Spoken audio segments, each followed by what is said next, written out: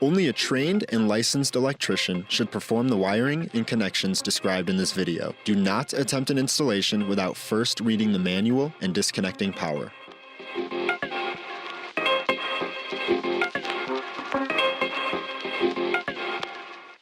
With the battery modules installed and secured to the PWRcell battery cabinet, it's time to wire them and connect them to the battery management unit, or BMU.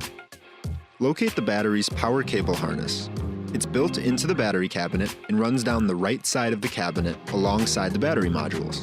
It includes touch-safe power connectors that connect all battery modules in a series circuit to the BMU for charging and discharging, along with Ethernet communication cables that allow the BMU to communicate with each battery module.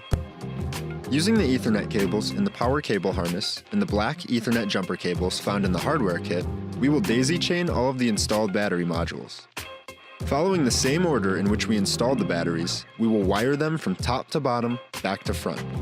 Starting with the topmost rear battery module, install the gray Ethernet-style cable to the COM in port. Then, on the topmost front battery, install the blue Ethernet-style cable to the COM out port. This leaves the COM out port on the rear battery and the COM in port on the front battery both open. This is where we'll install one of the black Ethernet jumper cables. The Ethernet jumper cables will always go from the COM out port on the rear battery to the COM in port of the front battery of any given shelf. Moving on to the middle shelf, connect the blue Ethernet-style cable to the rear battery's COM in port, then connect the orange Ethernet-style cable to the front battery's COM out port. Again, install a black Ethernet jumper cable between the back battery's COM out port and the front battery's COM in port. On the bottom shelf, connect the orange Ethernet-style cable to the rear battery's COM in port, but leave the front battery's COM out port open. Note that regardless of how many battery modules are part of your installation, nothing needs to be connected to the COM out port of the last module.